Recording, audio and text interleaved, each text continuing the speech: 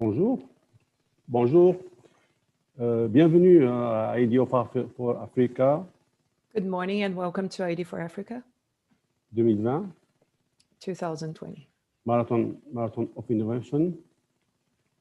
Aujourd'hui, nous allons aborder notre 4e session. Today we're going to start our 4th session. Nous avons 4 communications. We have 4 communications. Ils sont toujours sur l'identité et dérivés.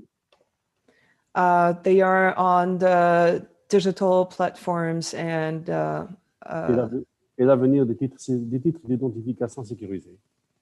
And the future of the physical identity titles. Sans plus tarder, nous allons commencer par la première communication. So without further delay, we will start with the first communication. Qui est intitulée l'avenir des titres d'identité physique. Which is titled The Future of the Physical Titles. Dans un monde mobile et dématérialisé. In a digital world and not materialized. Oui. Donc, la communication sera présentée par Monsieur Philippe Zhang. The communication would be presented by Philippe Zhang, which is a product director. Chef de produit à ID In-Group. At In-Group ID. Thank you, Professor Annie. Thank you, Professor Annie. So I'm Philippe Jung, Product and Marketing Director at In-Group. So I'm really pleased to be here today to discuss about digital identity. So I will start a presentation. So just tell me if you see the screen. Is it okay? Est-ce que vous... Yeah, so I think yes.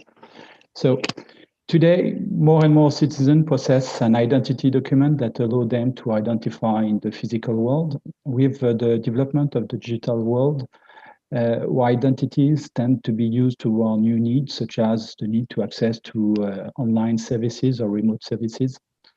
So in this presentation, I will show you a view of what could be the future of the physical credential and how an inclusive, easy to use, and secure digital identity is now made possible by the complementarity offered between the new generation of identity cards and mobile phone. So e-documents are said to be the physical support or representation of our identity. But what is identity? We could say identity is what defines us. Depending on the environment or the use, it can take different formats.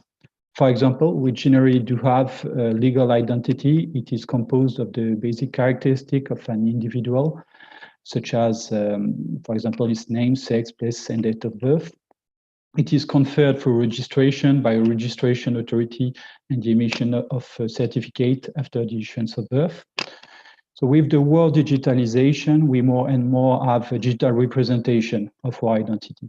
So this is our digital identity. It can be described as the sum of all the attributes that exist about us in the digital world. So we, as human beings, as citizens, as internet users, have different representation of our identity. But what are the purposes of those identities? So having a legal identity is my fundamental right. It allows me to prove who I am and asserts my right throughout my life. With my identity, Philip, may I yes? cut you? Sorry, you're not sharing your screen. Do you want to share that, please? Sorry. Okay. My mistake. All right.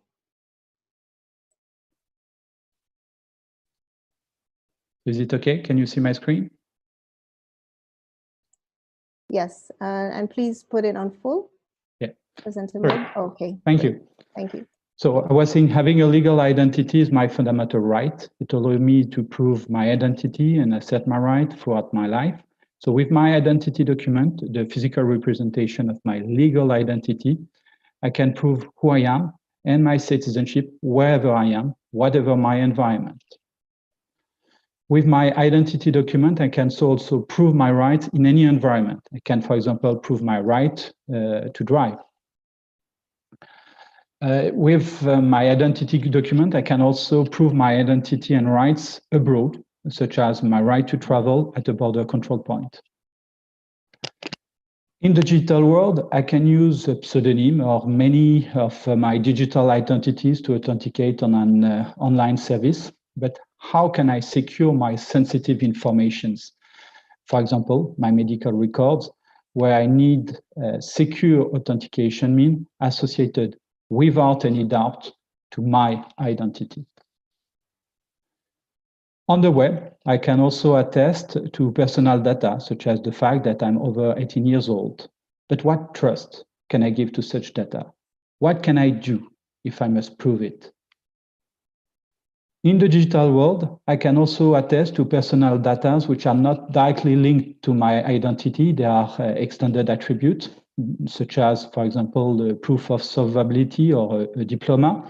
Here also, what confidence can I bring to those digital informations?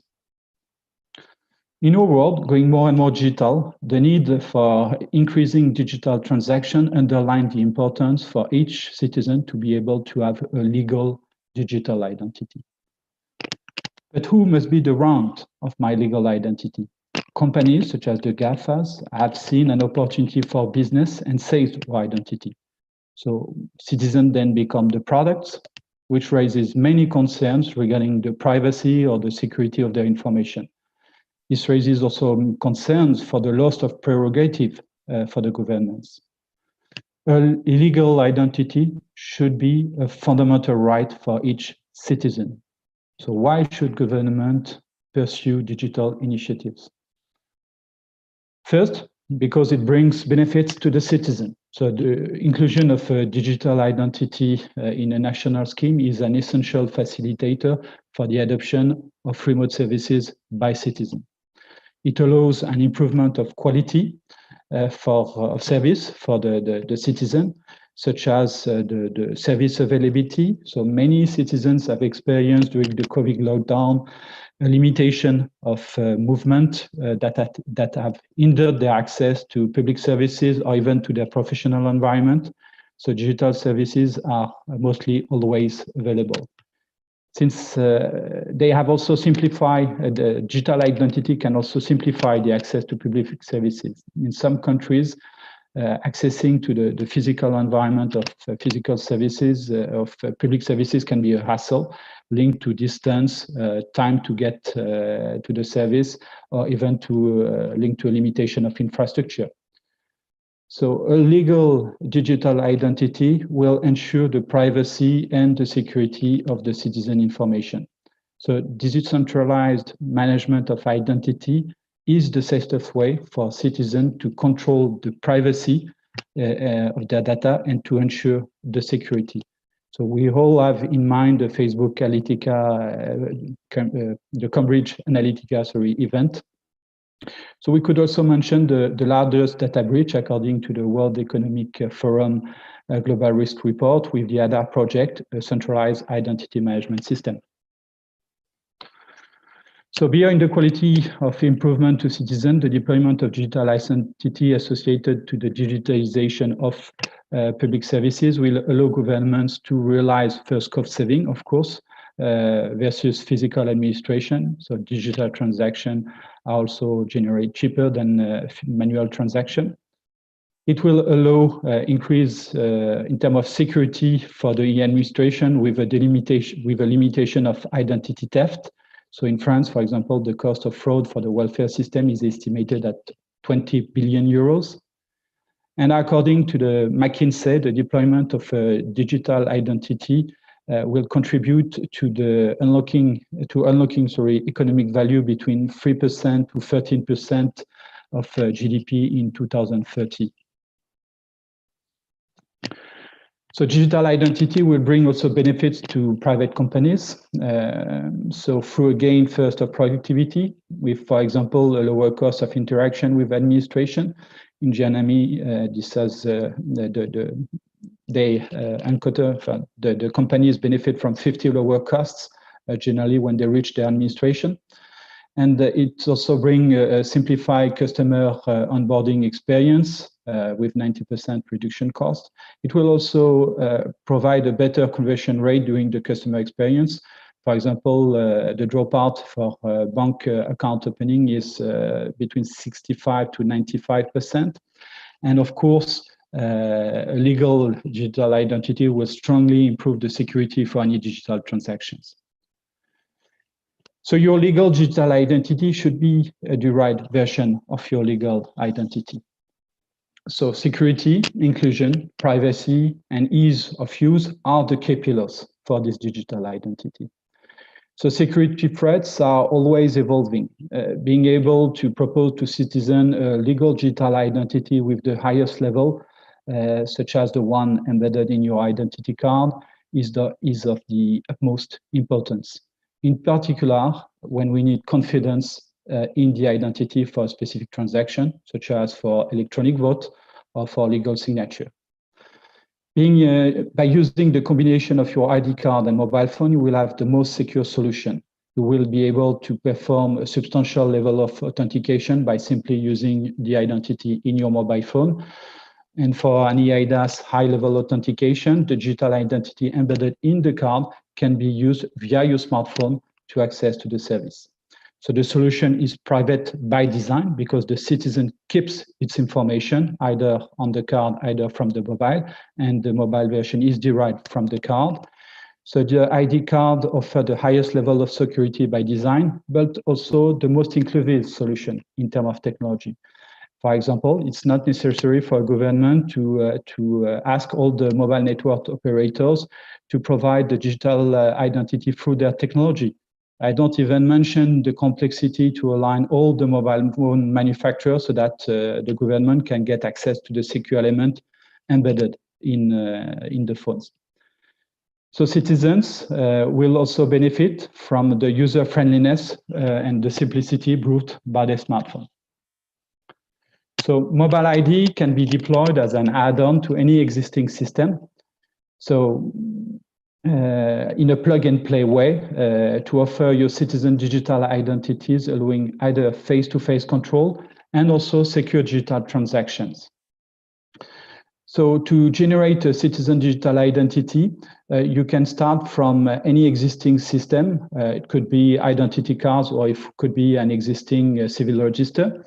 So the onboarding process is composed of a simple identification step.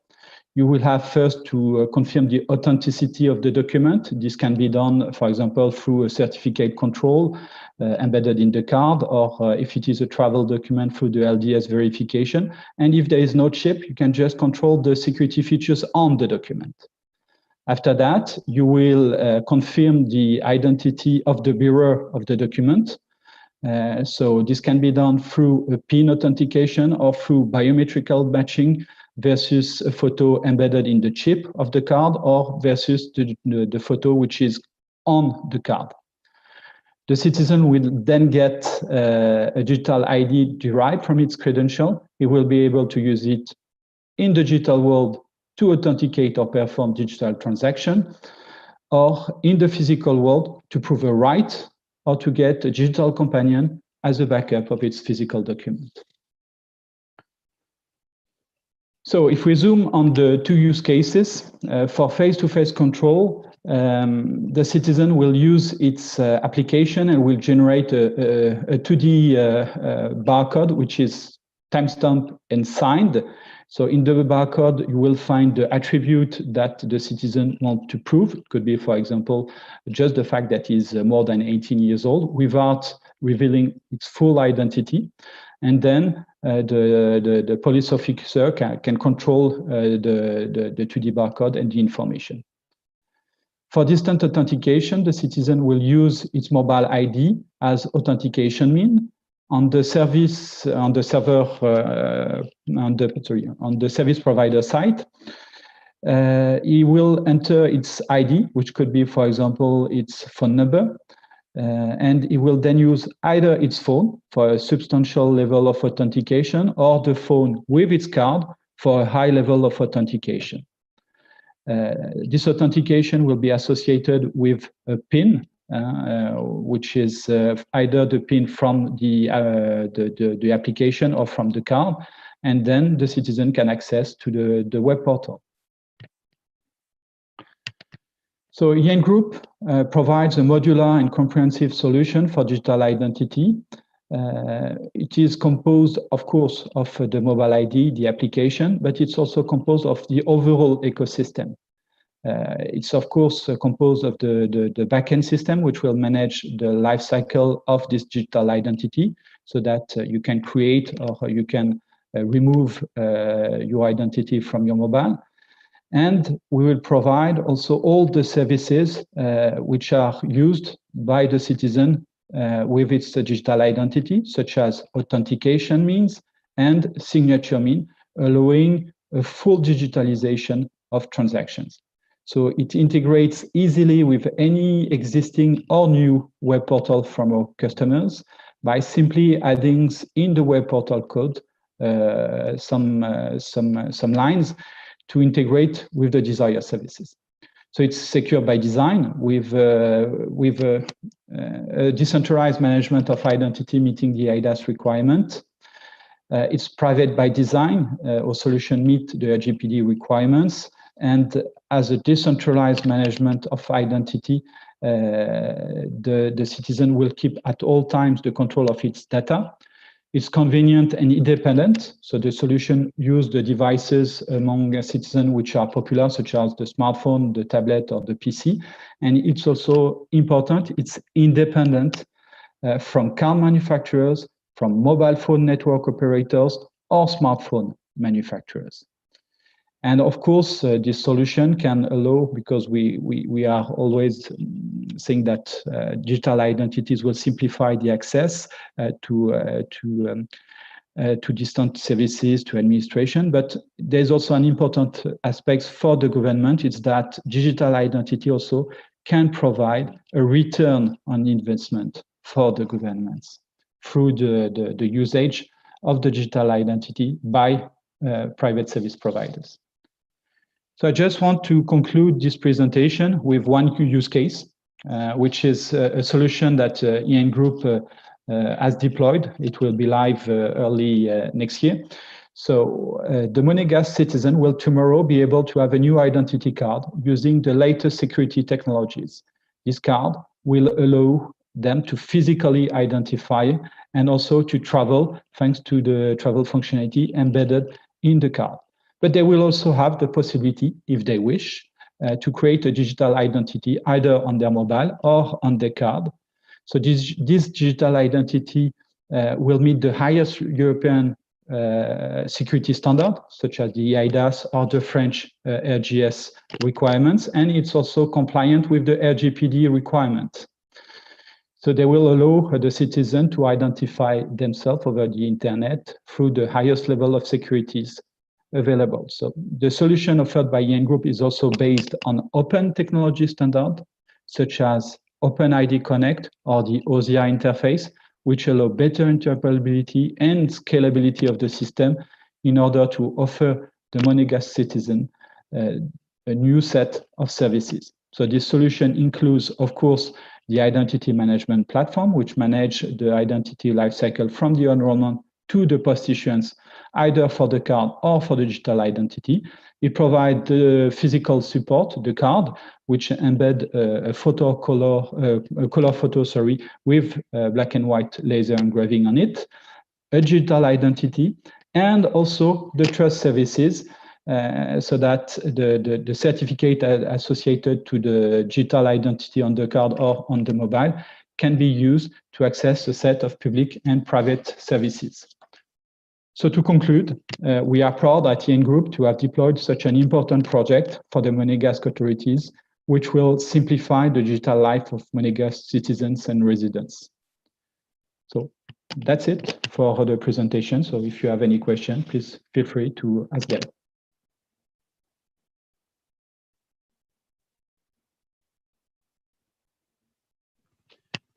Merci, M. Philippe. Merci. Merci. Philippe, Thank you. Oui, merci d'avoir respecté le temps. Vous avez dit. thank you for respecting the given time. Sans plus tarder, je passe la parole Without further delay, à Mme Nathalie Gosset pour de Thales. je souhaiterais passer la parole à Nathalie Gosset de Thales.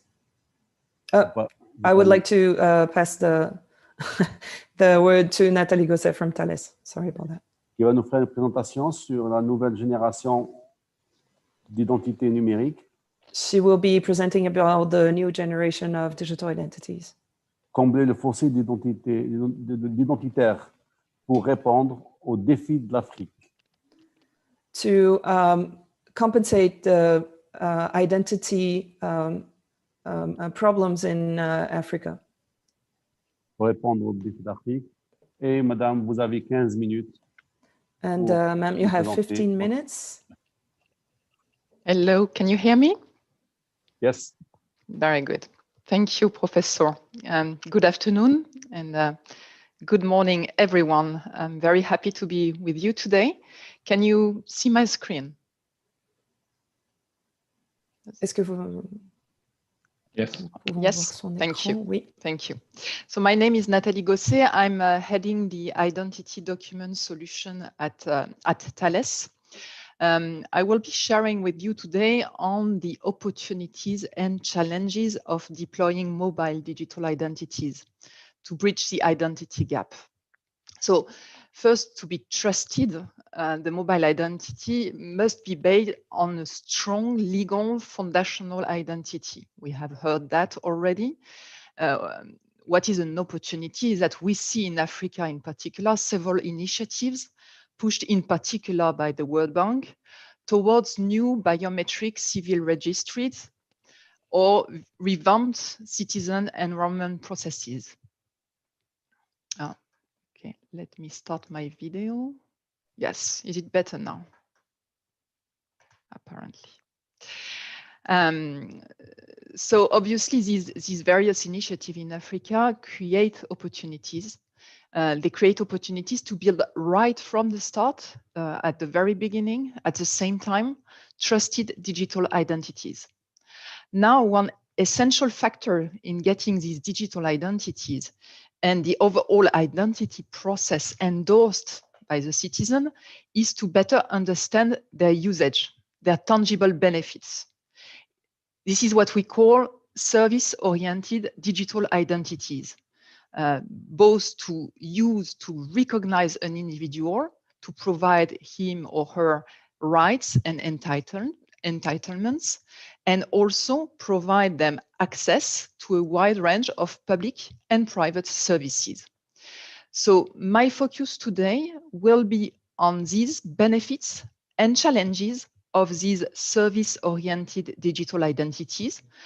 I will first look at the way the world is globally moving to mobile digital ID, and then look at Africa's specific challenges and benefits in embarking into this journey, whether it is related to the way the digital ID services are used or accessed. So looking globally, it's clear that identity is going digital and mobile at a very fast pace all over the world. You see here some figures planning for a huge increase in governmental initiated mobile ID app in the next 4 to 5 years to come, reaching more than 3 billion citizens in 2024. There is a combination of factors which can lead to this forecast. First, technology is here, it's available. It's improving every day with the addition of biometrics, for instance, but also stronger security and privacy by design. Also, governments realize the benefits of such deployments. We can see pilots, which are now happening in all continents, and even first deployments at state levels. Last, market demand and needs are growing everywhere. The COVID situation, which we are facing today, is still reinforcing this need, with increased need of ways of interacting remotely and securely with others. So Africa should obviously follow the same trend, and you see here some of the projections. They forecast, again, a huge volume increase with mobile ID multiplied by nearly 4 to reach 240 million citizens equipped with these mobile ID applications in 2024 for overall Africa and Middle East.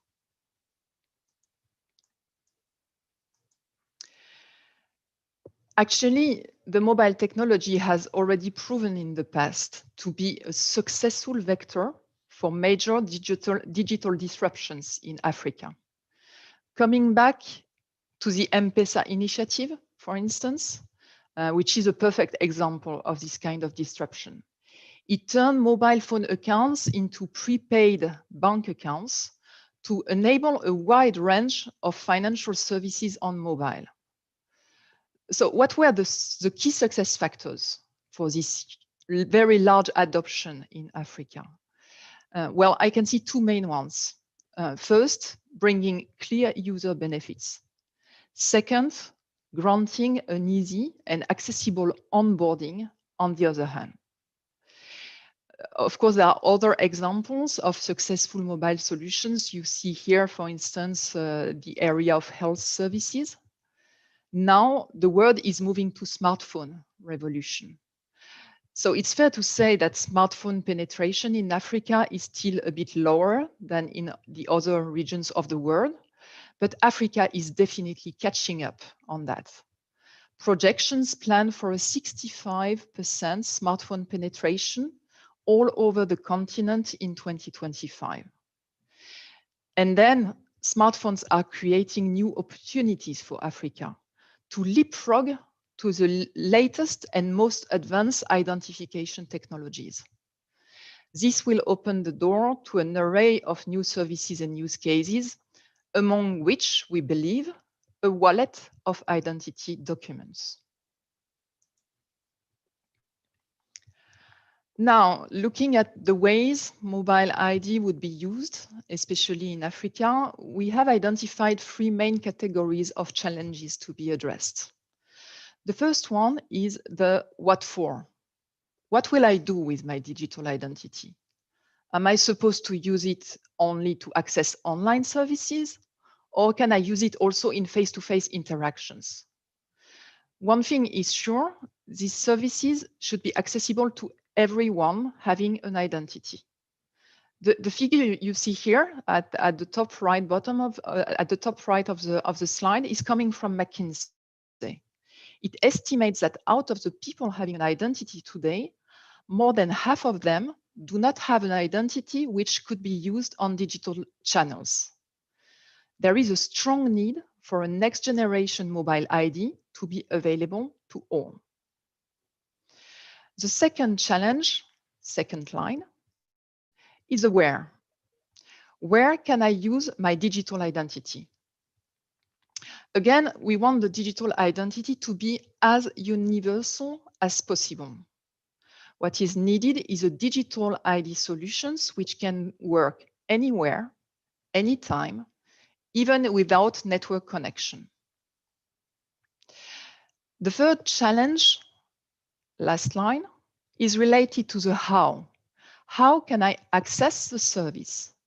With a large population of 1.3 billion people spread over a very vast continent, enrolling citizens to a mobile ID is a real challenge, especially if we want the process to be secured and trusted. This is why we need to consider various enrollment scenarios, which should be offered to ensure they fit with the various ecosystems. There cannot be a one-size-fits-all here. So going through the various challenges one after the other and coming back to the first challenge, a digital identity for what? A number of actors in the market, including Thales, are working on the next generation mobile ID to provide citizens with a powerful and secure digital identity. Why do we call it the next generation mobile ID, or also called digital ID wallet? First, it does exactly what a traditional mobile ID would do, which is enabling citizens to prove who they are online and granting them a secure access to online service portals. But on top of that, it does much more than that. It also enables citizens to prove who they are in the physical world in person. We call it a wallet for two reasons. First, it's a secure vault where you can find in one single place several digitalized documents in the same way as a physical wallet would, except that here, the documents are digitalized and encrypted. A digital ID wallet can therefore securely host several digital documents such as digitalized identity, digitalized health credentials, driver license, and so on.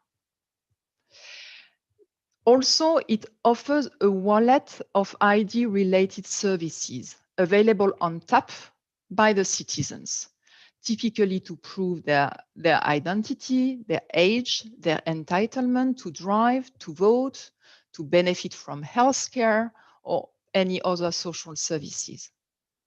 As an individual wallet, all these related services are strictly controlled by their owner. The users choose the documents or the data he or she wants to share with the others. This new generation of mobile ID opened also a brand new, secure, immediate communication channel between the government and the citizens. For instance, government agency can send real-time push notification to users, alert the population if needed in case of pandemics, in case of flood, for instance, or they can improve the quality of their public services in general. You see here another way of showing this wide range of possible use cases, going from securing better interactions with others remotely and securely to securing access to services such as e-gov, e-commerce, or digital banking services. I see at least two major benefits to focus on the way digital ID can be used. First, from the experience we have collected in the countries where we deploy such solutions, such as Australia, for instance, usage is really the ground where the citizens can be associated in defining the services and the solutions. For governments and also for us industries, that means gathering the needs, the preferences, the expectations before the tenders are issued, co-designing the solutions in an agile mode, for instance, with citizen testing groups, and continuously improving in pilot phases with user insights. So it's all about educating, explaining, addressing queries, potential concerns to facilitate further adoption. But also, and more generally, it's a way to engage with the population through communities, through ambassador programs, and get people onboarding into the whole identity registration journey. When I was preparing for this session, I read several lessons learned coming from countries having started to deploy new registration solutions. I understood that one of the major difficulties stands in the public lack of interest for these solutions, almost passive boycott. And then for sure, it's key for the people to be reassured in the transparency, in the security of the whole process, but also they need to understand how this will be useful for them in their day-to-day life, see the tangible benefits. Going to the challenge number 2, where? Well, the digital ID wallet shall work whatever the network. So meaning in both connected and non-connected modes, so that citizens can prove their identity or share ID attributes anywhere, anytime. So when there is a connectivity, the digital ID wallet can be verified thanks to a connection to the back-end data source. Without connectivity, it can still be verified thanks to a local phone-to-phone data exchange with the same level of security and privacy.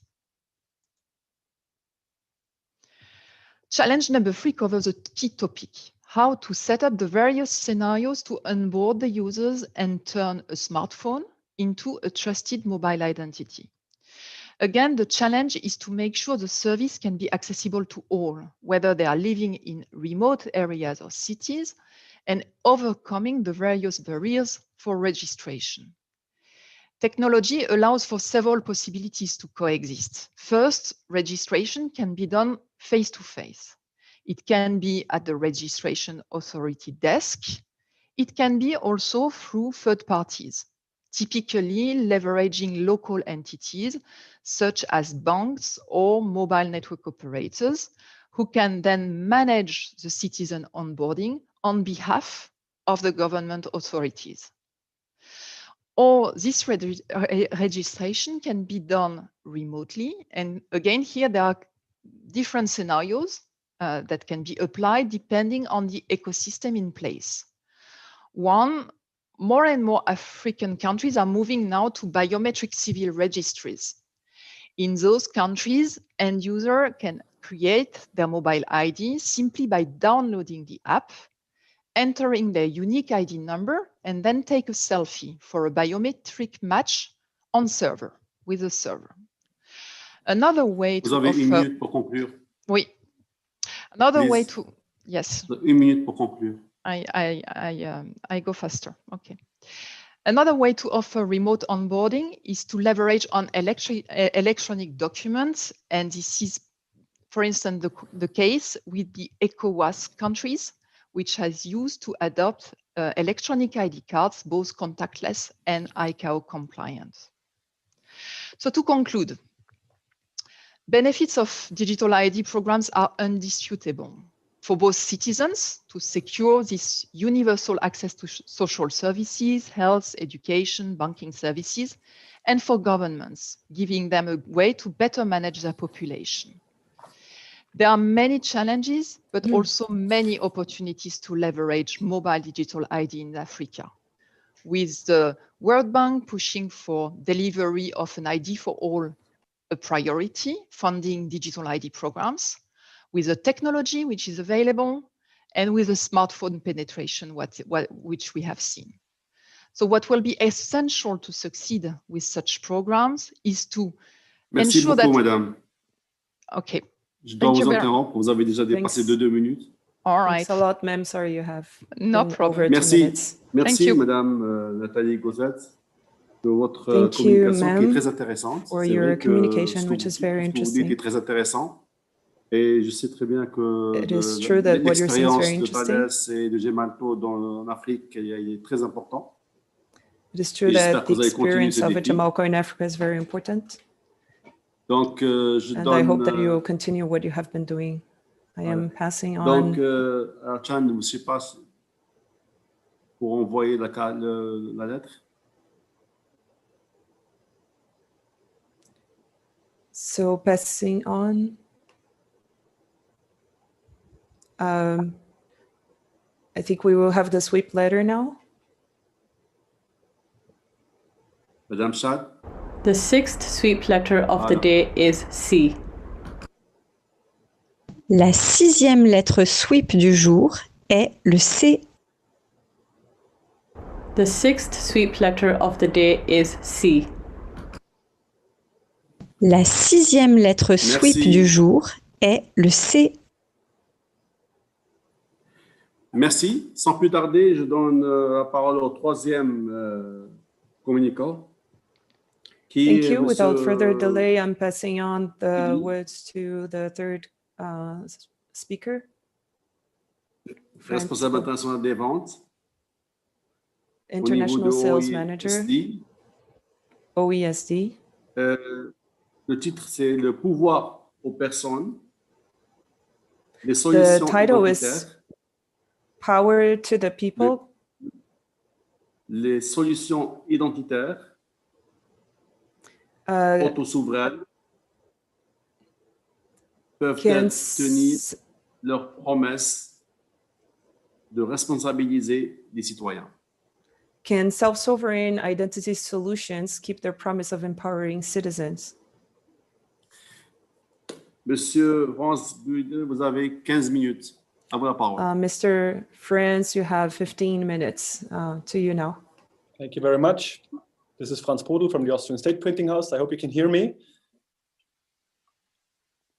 Can you please confirm? Yes, we can. Yes? Yes. We actually prepared a video for this demonstration, and I would like to ask Shauna to start the video. Okay, just one moment, it's starting.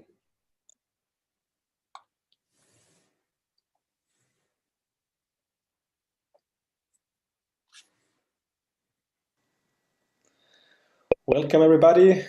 Thank you for joining this online symposium, and many thanks also to ID4AFRICA for making this event happen. My name is Franz Brodl. I work for the Austrian State Printing House, and today I have the pleasure to share my thoughts about self-sovereign identity solutions and whether they're able to keep their central promise of giving individuals full control over their identity. But first, let me please quickly introduce you to our company that you can see here in the background.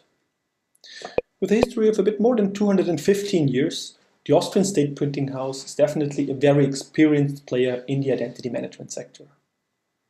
Our traditional product range covers central civil registers and physical high security documents, including passports, driving licenses, or ID cards, which we proudly deliver to more than 60 countries around the globe. Approximately 3 years ago, we founded Unix Identity AG, where we bundle all our knowledge about digital identity, which allows us to give adequate answers to the challenges of the digital age. Among Unix products are MIA My Identity App, which is a mobile identity solution, and MIC My Identity Check, which is a video identification service. Now, to start with today's topic, I would like to give you an overview of different solutions we use to prove who we are based on digital means. And I would like to start directly with good old username and password, which we still see quite often. This approach's level of security and usability is actually quite low, and I'm pretty sure you know the reasons for that. Users tend to reuse the same passwords for different use cases. Password cracking tools are actually getting better and better, and a lot of people simply use very weak passwords like 1, 2, 3, 4, 5, 6, 7. Furthermore, if people have different passwords for different use cases, they tend to mix them up or forget them, and this again leads to pretty cumbersome password reset procedures. Next, a widespread tool to digitally prove our identity are smart cards. This technology is very secure, but it implies the drawback that you need a card and a card reader, which reduces the solution's usability. Now we come to mobile solutions. Firstly, there are centralized mobile identity solutions that source the relevant identity data from a central, usually state-owned database. These solutions are secure and usable, which is why we see more and more countries that already have implemented them, or which are currently planning to implement them. All these solutions have in common that there is one central authority that owns or at least controls the system. In contrast to centralized systems, the decentralized approach is characterized by the fact that these systems do not rely on any central authority or database. These so-called SSI solutions are very secure and usable, and as we will see, they imply a high level of control, but also a high level of responsibility for each individual. On the following slides, we will have a closer look at these two types of mobile solutions, and we will compare them to each other.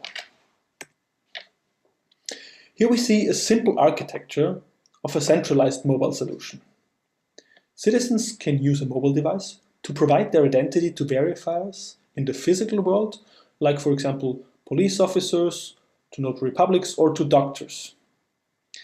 The same mobile device also allows citizens to identify themselves to verifiers in the digital world, which are basically websites, for example, e-government portals, banking portals, or web shops. On top of the chart, we can see the system's data source, which is a state-owned database. In the center, we have the backend system, which is kind of the solution's backbone as it connects all parties and the underlying data source. The backend system can best be described as a data management platform that receives, processes, and responds to all sorts of data requests. Let me simply give you an example. If a police officer wants to check a citizen's identity, he scans a QR code from the citizen's smartphone. However, this QR code does not contain any identity data, so no personal data flow between the citizen and the verifier. It's rather something like a ticket that the individual hands over to the verifier, and this ticket allows the verifier to retrieve the relevant data from the underlying data source. One of the main advantages of this approach is the high data quality it implies. By establishing an interaction between the verifier and the central registry, the risk of document forgery is minimized. Furthermore, the identity data the verifier receives is always up to date. Characteristically in this architecture, we have a central intermediary called the identity provider, which creates trust among all participants. And it is exactly this central intermediary's role that causes criticism among advocates of SSI solutions. Let me mention 3 of the most common points of criticism. Firstly, SSI advocates say intermediaries might act arbitrarily or in their own interest rather than in the community's interest. For example, a central authority might, for whatever reason, exclude an ethnic group from the identity management system. Secondly, central authorities are seen as a potential single point of failure, which is of course risky, because if a problem occurs in the intermediary's sphere, the whole system might fall apart. Thirdly, there is the risk of correlation that supporters of SSI solutions frequently mention. What do we mean when we say correlation? The word correlation describes the central authority's ability to track users' behavior over time, which allows them to generate a person's digital footprint. Now, with these 3 points of criticisms in mind, let's have a look at the vision that SSI solutions pursue. Following the SSI approach, users are the central element. They fully control their identity data, which is no longer concentrated in data silos, but rather remains with the individuals themselves. Identity transactions take place in a peer-to-peer manner. This is actually just the opposite from what we have seen before. In the SSI world, an individual directly transfers a relevant set of personal data to a verifier without having to go through an intermediary. And if there is no intermediary, it's getting really difficult to track individuals in order to establish their digital footprint. Finally, true SSI advocates are convinced that an identity management solution shall not be owned by a single entity, and the solution shall always rely on open source code and open standards.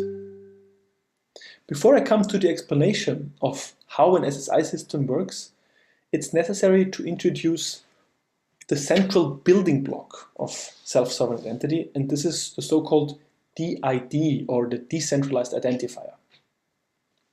On this slide, we can see such a DID, and I know it's not really self-explanatory, but let's simply start from the beginning. In general, identifiers help us to be found in a given context.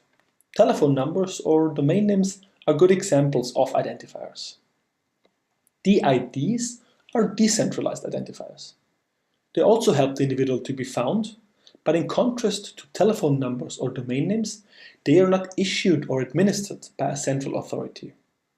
It's rather the individuals themselves that are able to create and manage DIDs via a wallet application.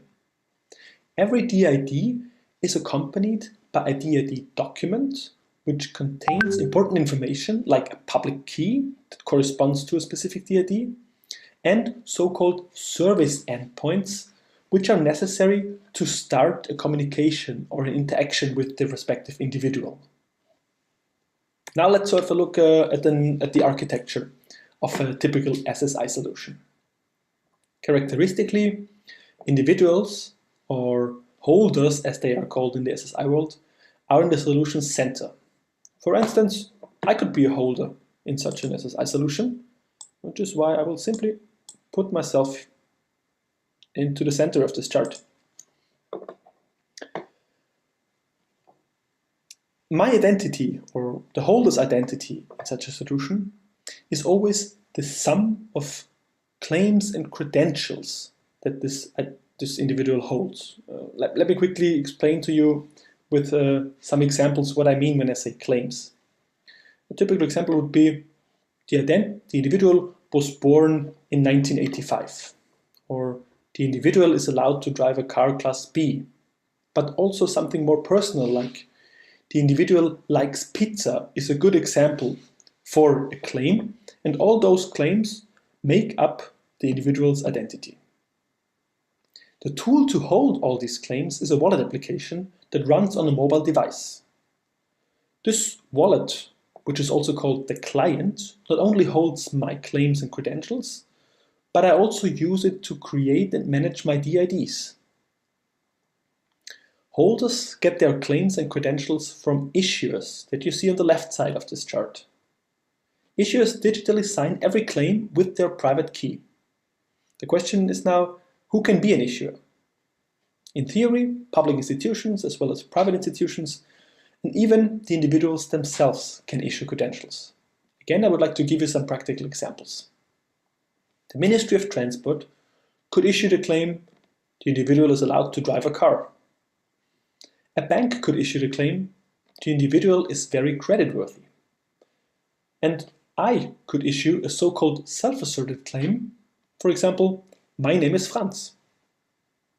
Practically, the question who can become an issuer in this world will depend on the openness of the system. If the SSI solution is characterized by a very open governance, the procedure to become an issuer will be very simple and unbureaucratic. By contrast, if a tight governance applies, only a limited group of entities will be admitted as issuers. In any case, issuers publicly register their DID and the corresponding DID document, which includes their public key, on the blockchain that we see on the top of this chart. Now let's come to the other side of the slide. Individuals who want to identify themselves to a physical or a digital verifier directly communicate with this verifier and directly transfer data to this verifier. For this reason, they use DIDs and the information contained in the DID document to establish a secure channel between themselves and the verifier. Through this secure channel, individuals directly send credentials or claims to the verifiers. Every credential or claim they send is not only signed by the issuer, but it also contains the issuer's DID. And this in turn allows the verifier to look for the issuer's DID on the blockchain, and as soon as the verifier finds the issuer's DID on the blockchain, he will also find the corresponding public key of the issuer and use this public key to verify the credentials' integrity and authenticity.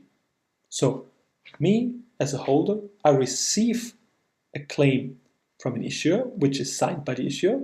I directly transfer this claim to the verifier, and the verifier gets the issuer's public key from the blockchain to verify the authenticity and integrity of this claim after I passed it on to him.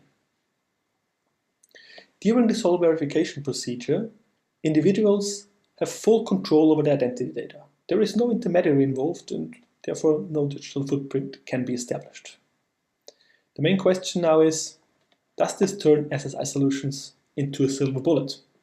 And my short answer is, well, not yet. Let me quickly get out of this chart again. Why do I say not yet? I still see some challenges and open questions, and I would like to mention 3 of them.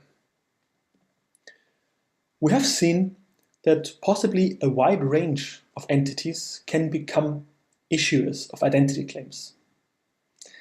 Now, without providing an external benchmark that informs us which issuer we can trust and which issuer we can not trust, it becomes really difficult for verifiers to assess such a claim that I have just transferred to him. Secondly, it's true that self-sovereign identity solutions give individuals a high degree of control. But this in turn also means that the individual bears the burden of responsibility. If the individual somehow loses control over the wallet, there is no central switch that would allow him to turn the solution off. It is rather necessary to get in touch with all the issuers and ask them to revoke the claims they have issued to the person in question, which is a very cumbersome task. And finally, an SSI solution will only work if the technology is socially accepted by all involved parties, which are of course citizens, public institutions, and businesses. And I personally don't see this trust at the moment, and I think it will take some time to build it. All that I've mentioned so far leads me to the following conclusion. From a technical point of view, I confirm that SSI fully lives up to its promises. It gives individuals full control over their identity, individuals are not dependent on any intermediary, and therefore there is no central authority that can track an individual's interactions. However, there are still some challenges which cause a certain reluctance among decision makers. And as a consequence, we as solution providers currently focus on centralized mobile ID solutions, but at the same time, we spend a lot of R&D to be on the cutting edge of SSI so that we are ready for SSI when society is ready for it. And Merci, Monsieur Fraisse. Merci. Merci, Monsieur. Merci de cette communication qui est très claire, très intéressante. Donc, sans plus tarder, je passe la parole à Fabrice,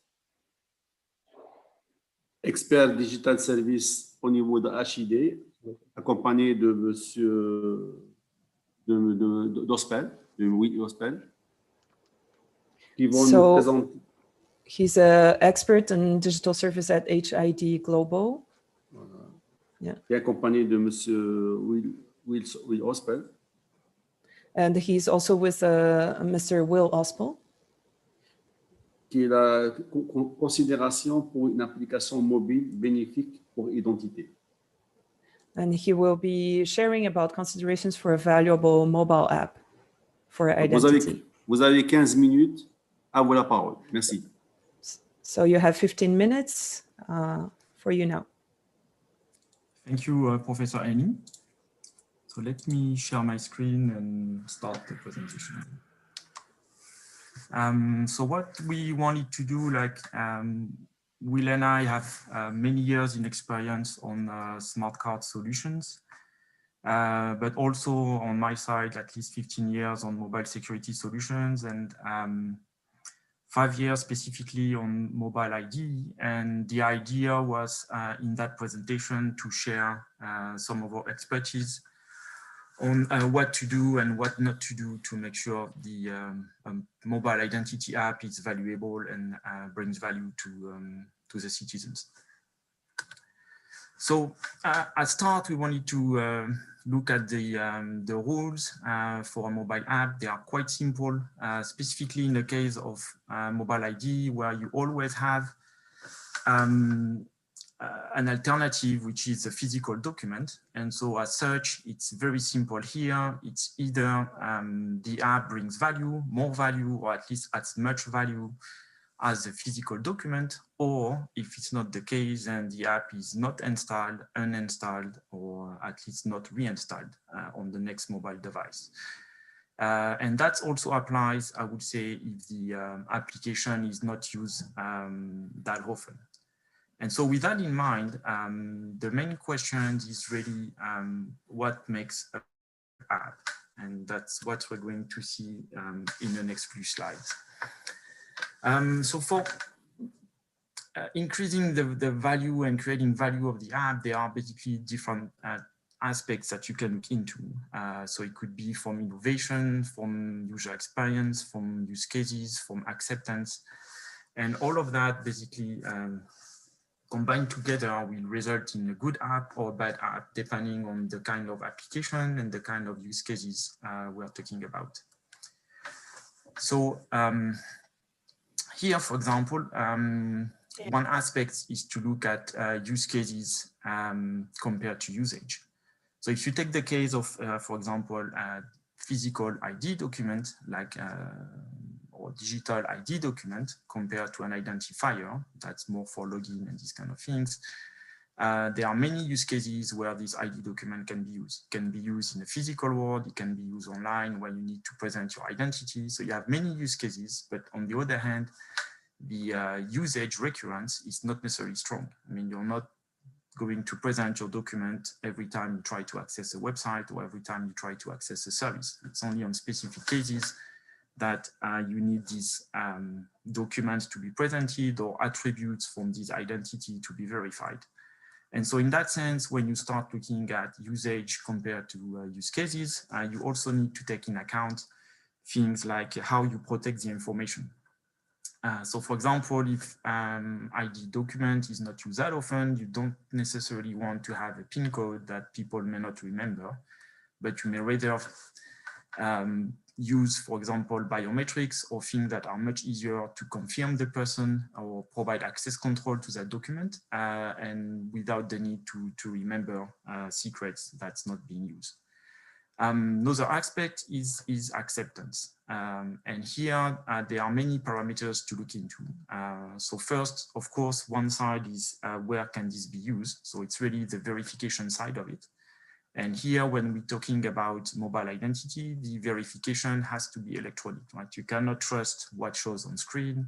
That's not something you can trust. It's easy to fake what's being put on screen. And so that verification has to be electronic, which means that there is a need for verifications to be in place, for verification infrastructure, or at least for people with devices or mobile app that they can that can be used to confirm an identity and get that information just like they do today from a physical document.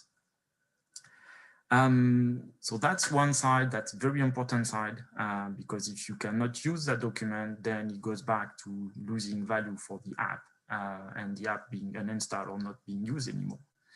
Now, the other aspect is also on what kind of app we're talking about. So is it an app dedicated to identity, like just one ID inside, or is it more like a wallet where you have multiple documents and where this app can bring value also in combining verifications with across different kinds of documents, like your, let's say your healthcare information with your identity, so it can be matched together, or health insurance with identity, or and so on.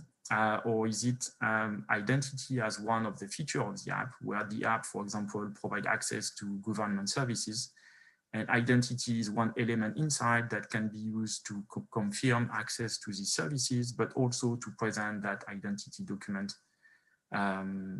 in the physical world and for other services. There are also aspects about which kind of identity we're talking about. Is it an identity that is issued by the government, like sovereign identity that can be trusted because it comes from the government, or is it an identity that has been self-derived or unrolled by the user and not issued by the government, where here the value, at least for legal purpose, is not guaranteed. So all of these combined together, that applies to the acceptance, and that's really important criteria. The other aspects for creating value is also to maximize the reach and in that sense, leveraging ISO standard, but also making sure of that the feature that the app uses are applicable to most of the devices on the market. And so we're going to have more details on these in the coming slide. And the last part, I would say, for creating value is really about innovation. And innovation is really one part where you want this app to bring value, and to have continuous value and improvement, you need continuously to innovate and bring additional services, improve the user experience, and so on. And so in there, there is always a big difference between, I would say, a single company design compared to having multiple designers. And so here there might be benefits not only to have one app issued by the government, but also for the government to agree to provision additional apps that may provide different kind of, or access different kind of services and provide the same benefit for this document. So by having more of these apps on the market, it helps to create more innovation, and many different people can fit, it will fit the needs of different people and basically create value in that sense for different category of people with different needs. So it's really where how creating value, combining these four elements together. Now, one aspect here also in combining value and creating value, it's also the reference of ISO standards. So on one side, one clear value of these ISO standards is that it helps to create international operability. So if you want to have interoperability at the international level, then you have to rely on ISO standard. And that's basically what some of these standards listed on the left side are doing, whether it comes to a mobile driving license, like the 18013 Part 5, or to ICAO with digital travel credentials. So the aim is to create international operability and ensure that these documents get value and can be used everywhere. Then there are advantages for the issuers and for the verification infrastructure in a way that if you rely on ISO standard, it makes it easier to change your suppliers. So on long term, you have cost efficiency, like you don't have to trash your entire system. You can change bricks and pieces of the system for newer, better pieces. It's also help, I would say, in, to plug into different services in a way that the interfaces being standard, it makes it easy to plug in. And so by making it easy to plug in, you create more usages, and that creates more value in the end for the application. And I would say last but not least, for the application providers, it's also help to reduce sales cycles in a way that you don't have to spend too much time to explain why your proprietary technology might be better. And here you can rely on standards. Now, talking about proprietary technology, one thing that the standard brings as well is that from a security point of view, everything is industry verified, and you make sure that you don't have a bad surprise that could come with a proprietary solution that has not been tested or reviewed by experts from the industry. So few words about the ID document standards that we have today on the market. So first, I'd like to start with the mobile driving license because it's planned for release early 2021.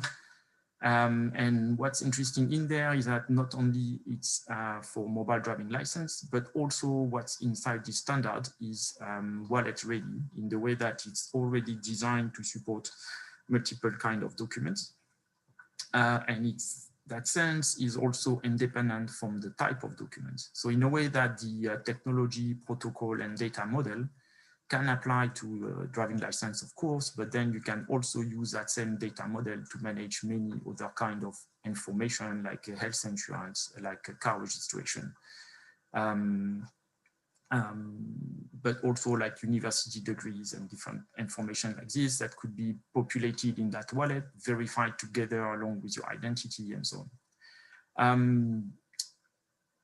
That standard is being basically extended by the work of 23-20 that's primarily focused on mobile EID.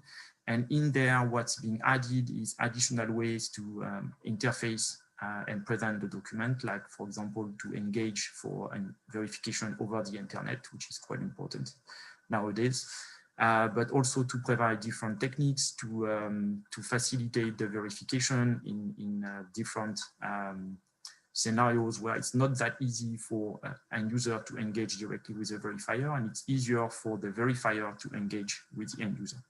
And so on that part, there are a lot of work being put in there, and it's actually going to bring, as probably late 2021, some good solution on the market that would be ISO standard.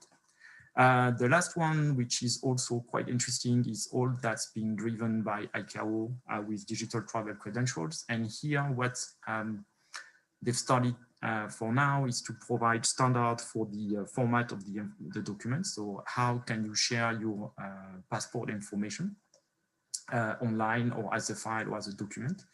And in addition, there are some work being done on how to check for physical authentication factor. So how to confirm using your physical passport, but also your mobile device that you are the owner of that information. So these three standards are basically key drivers for mobile identity on the market. Now, with this standard in mind and looking at the features, one question is how to drive acceptance and to grow the install base. And so here, we wanted to say that there are a few topics that we need to avoid. Like, for example, you want to have a consistent user experience. And in that sense, you should avoid all optional standard features that may not be present on every verifier. So by sticking to what's in the standard as mandatory, you can confirm the same user experience everywhere. You also want to maximize the reach. And here, for example, in the case of NFC, there are many devices on the market, low-end devices, but also high-end devices like iPhone, for example, that are not providing an NFC interface compliant with the standards. And the last part is the ease of verification. So how to engage and how to deliver the data. And so here the idea is to combine QR code and Bluetooth for transfer and the same for online retrieval. Now, there are a few elements we wanted to talk about in addition to that. So first is the role of physical documents. And so here we see it as a complementary to the solution in a way that it's used for onboarding as an authentication factor. It's used for authentication factor for DTC, and it's also a way to provide a solution for citizens that may not have a mobile device. And so in that sense, it's very important to keep in mind that these physical documents are important even to the mobile digital solution. Now, looking at these physical documents, here there are a lot of features on this document that should be considered for forward-looking, and in particular to combining this physical document with the use on a mobile device. So for example, having features on this document which allows a mobile device to recognize this document as authentic, like using metallic structure that can reflect with a flash, diffraction, or some other elements that allows to make sure the document can be identified as genuine. You can have printed digital data, whether it's using QR code or steganography. And of course, you may have a contactless chip that can be read using NFC, at least for the devices with NFC. And here you have advantages to have information in there that could be better quality than what you can read from the document.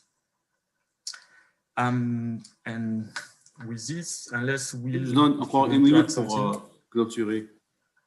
Okay, thank you. So just 1 minute before the end. Yeah, Will, if you want to add something, otherwise we are open for questions. 1 minute pour conclure. And that's it for outside. Merci beaucoup. Just in time. Très bien. Ben, très bien, tant mieux. Very good. Merci beaucoup. Thank you very much. Pour tous les panélistes. Thank you for all the Merci panelists. beaucoup pour tous les panélistes. Ça a été vraiment de très bonne communication. It was really a very good retracé un communication peu toute la technologie qui existe autour de l'identité. that has shown all the technology available Qui around ont tracé un peu identity. tout l'identité. Et c'est des grandes entreprises qui ont fait leurs preuves au niveau sur le terrain.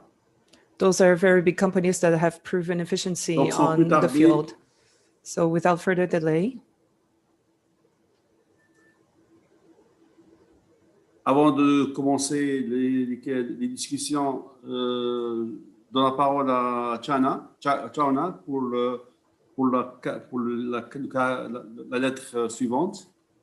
so before passing on to Q&A, we will pass on to Shauna for the next sweep letter. The 7th sweep letter of the day is B. La 7e lettre sweep du jour est le B.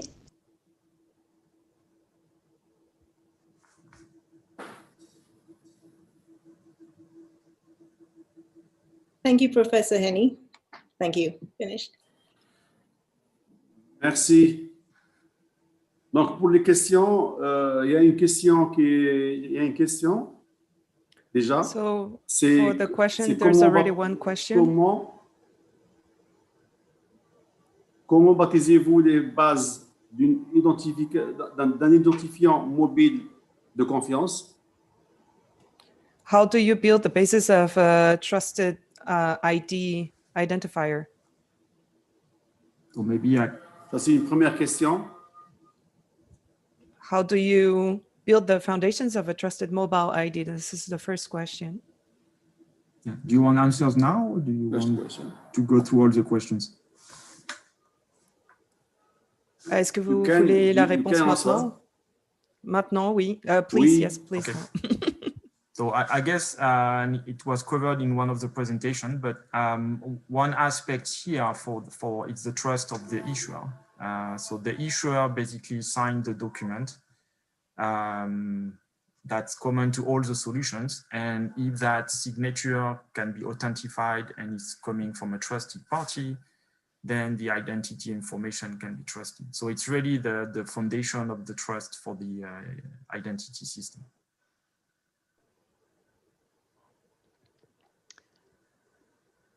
Maybe I can react as well, just to build on that. Qu'est-ce que vous appelez partenaire? What do you call partner? Qu'est-ce que vous appelez partenaire? Quels sont les partenaires? Est-ce que les partenaires téléphoniques ou les partenaires? Which partners are those mobile partners? What kind of partners?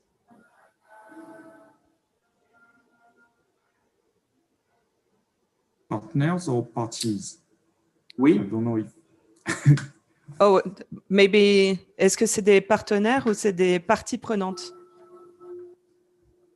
Oui, parce que les partenaires, quand tu parles de parties prenantes, quelles sont les parties prenantes? Est-ce que c'est les parties prenantes téléphoniques, des opérateurs téléphoniques, ou bien des autres opérateurs? So if we are speaking about identity, identity is a general link to attributes. So you have the identity attributes, which is provided by the state. Mobile. Yeah, the attributes. On utilise le mobile. On utilise le mobile. Donc le mobile, c'est téléphone. When including the mobiles. It's the mobile is the media. Let's say regarding identity, you have the attributes, the identity attributes and the extended attributes. For the identity attributes, they are provided by the states. So they are generally, we can confirm their authenticity generally through cryptographic mean. And for the extended attribute provider, if we are speaking about the self-sovereign identity, for example, here also we are using cryptographic mean, so that the attribute provider is, for example, it could be a bank issuing an information regarding the solvability of a citizen, or it could be a university issuing a diploma. So this attribute provider will authenticate by signing the information he will provide to the citizen. This information will be also stored, for example, in a blockchain, so that the service provider who want to control this information will get the information from the citizen with the signature of the attribute provider and can confirm the authenticity of the information versus the blockchain.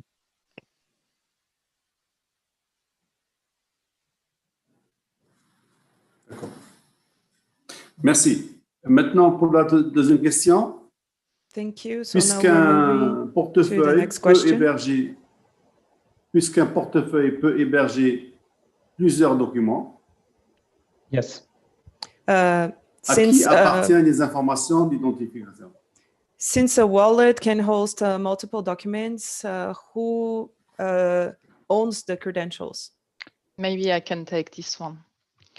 Well, actually, the digitalized document have to be seen as an extension of the physical document. So by nature, these documents will be owned by the document issuer. Okay, so to take an example, for instance, the health credential will be issued by the National Health Scheme.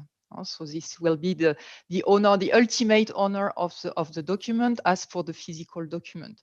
What is important on top of that, and to take the citizen perspective, is to say that the citizen can control the rights on accessing part of all of the data of this document. This is why we call it a hybrid SSI. So it means that you still need to have document issuer controlling and owning the ultimate document and granting the source and granting the overall security and the trusted process overall.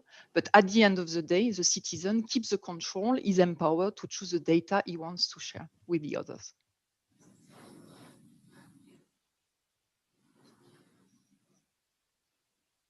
And maybe do you allow me please to add something as well to this question? Can you hear me? Yes. Who owns the data? I mean, the data, of course, we've heard that it's very important to get trust into the system. And trust is that you have a trustworthy data source, for example, the Ministry of the Interior's database.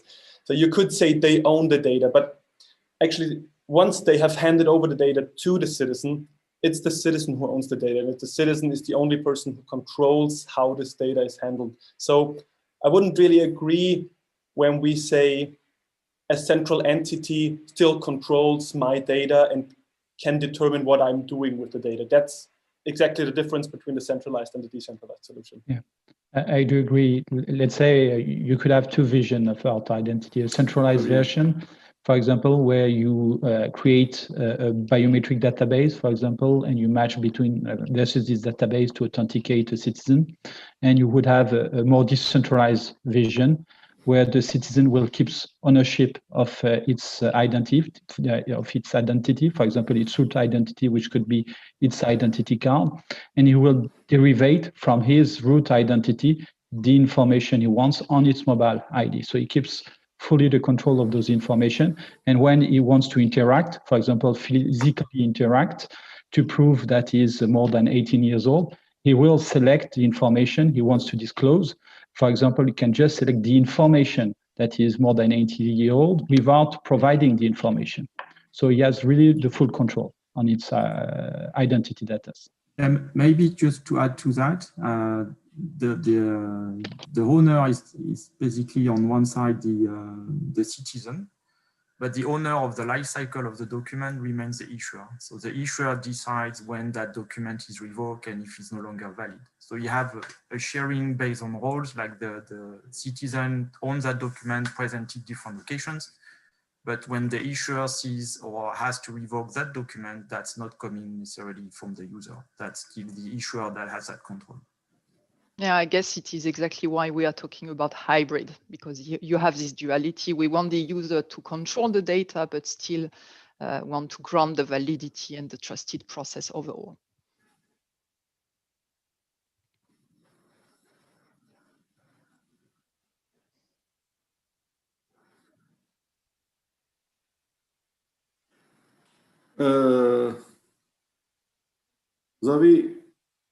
J'ai une autre question.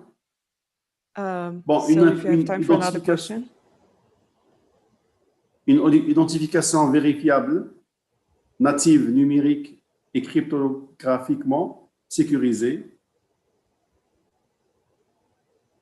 est une solution d'identité autonome. Quels sont les critères qui peuvent rassurer le vérificateur afin qu'il n'ait pas besoin d'interagir avec l'émetteur? So a question. L'émetteur. Allez-y. The first part of the question, so verifiable credential, a VC, digitally native and cryptographically sure is a self-sovereign identity solution.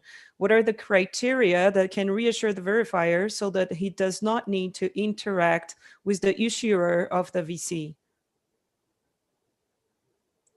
Maybe I can start. Please go on and I will then add. Les risques du VC ne sont-ils pas réels? Quelle est la réponse technologique à ces risques s'ils existent? So aren't the risk of fake VCs real? And what is the technological response to these risks if they exist? So I get there are two parts in the questions. So the first part is about whether you can... Yes. So I guess there are two parts in the question. Oui. So one part is about the validity of the document and whether it can be verified without going online. And so that part is usually policy driven. So you can have information in VC and the other kind of identity document that contains information about when the document was issued, maybe when it was renewed. So based on that information, you can have policy driven security policies that will say whether or not that is acceptable. And then for the second question, which relates more to the cryptographic aspects, in there, as long as the crypto is secure, then your document can be secure. And it's it's quite impossible to create a fake document unless you can access or extract the key from the issuer, which usually is not an option. Exactly. So it all depends on the cryptography. And what I wanted to add is that actually the question itself contains the gist of SSI. The solution should be designed in a way that the verifier must never ever contact the issuer and ask him, hey, have you issued this credential? Because then the whole system doesn't work. The issuer or any other central system should never ever know that there has been an interaction between the holder, the citizen, and the verifier. All is based on a secure process and based on cryptography.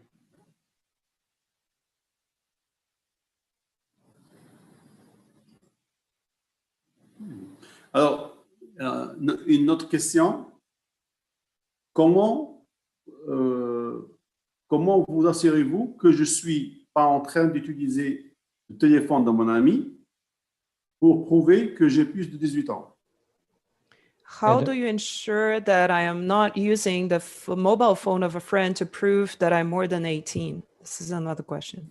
So it's quite simple. When you display, for example, a QR code with the information that you are more than 18 years old, so this is signed and time-stamped, and associated to this QR code, you display the picture of your own picture to confirm that you are the owner of the mobile phone. So I do invite you to on our website where you will see a video demonstrating this use case. So in the morning, we show the identity, the mobile identity for citizen, and in the afternoon for the travel credential, the DTC. And to add to Philippe, like portrait is one way to bind to the person. The other aspect is also that the mobile phone itself provides also an authentication factor. So if the access to that or to generate that QR code or present that identity document relies on biometrics or information that's managed by the phone itself, then the issuer could basically use that as an authentication factor to also confirm this is the right person. So you have usually two factors. One is biometrics, like the portrait, and then the device itself.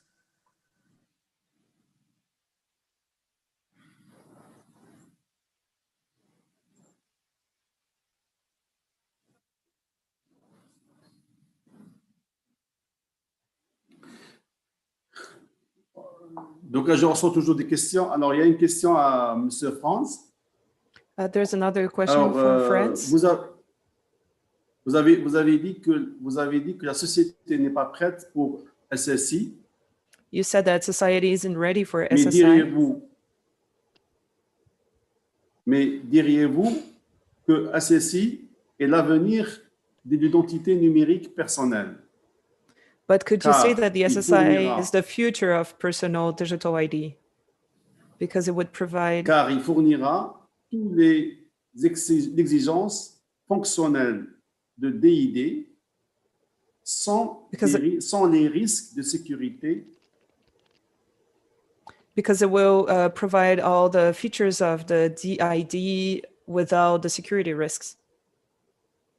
Et sans les objections typiques de l'identité nationale, de l'identification nationale. Without the objection of, without the limitation of a national ID. Thank you for the question. My answer is yes. I think the basic idea of SSI will form part of our future identity management systems. I'll give you a good example. We already see in tenders that certain governments already look for the explicit requirement that it should not be possible to track citizens. Establishing the digital footprint of a person is a big topic, and it will be bigger. However, I think SSI in its purest form will not be the golden path. We think that the main idea that there is no central authority that can control us, this main idea will prevail.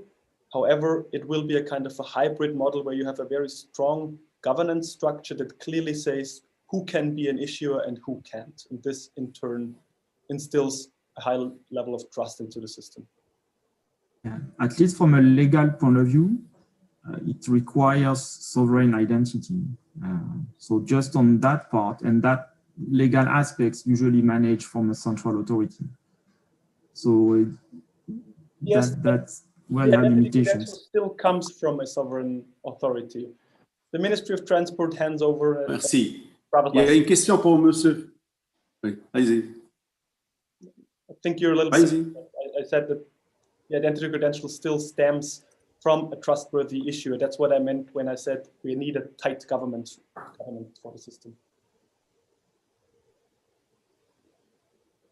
And I guess we also agree to this model and to the fact that it will be hybrid. We will still need, and we will need to have a strong legal foundational ID based first, and then having these identities being able to be distributed to the citizens and controlled by the citizens.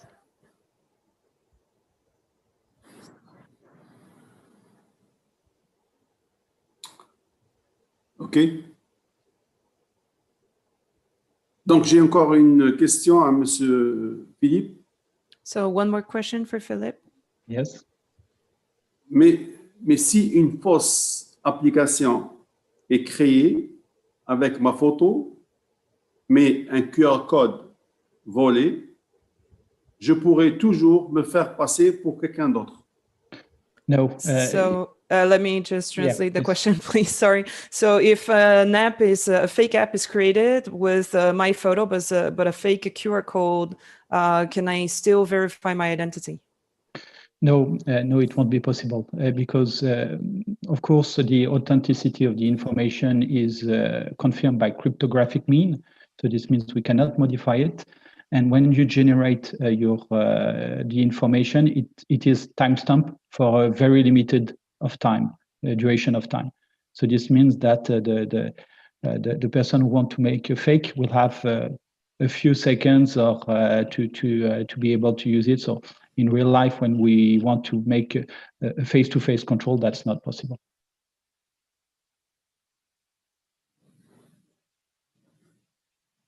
And here, I invite you also, no booth, to get more details.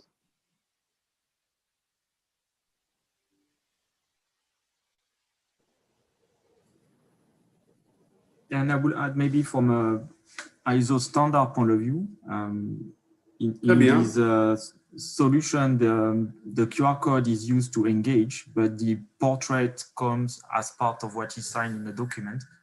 So you cannot really change your portrait, otherwise you will also break the integrity of the document. Exactly.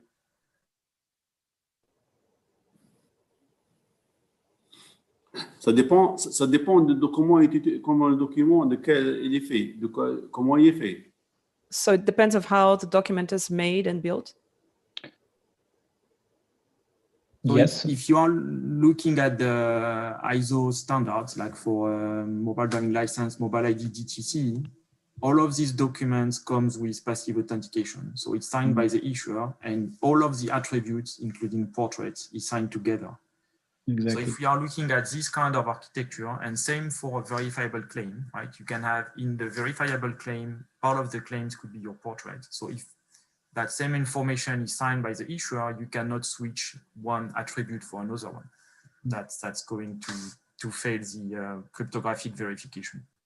Yeah, it's quite similar, I would say, with what is done for your passport, for example. You cannot change the information of your passport because the information is signed. So we are using the cryptographic mean to assert the authenticity of the information, and that it's not be modified, and that it has not been repudiated.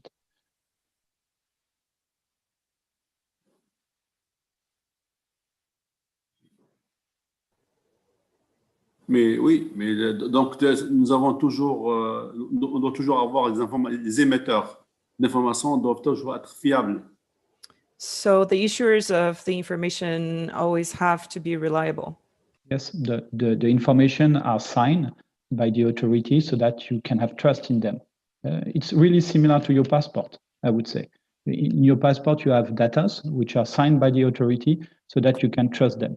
You have to imagine that what you have in your phone, if you have a look at the ISO 18013.-5, it said that all the information which are on the mobile phone have to be signed also to prove their authenticity and that they have not been tampered with and they are still valid.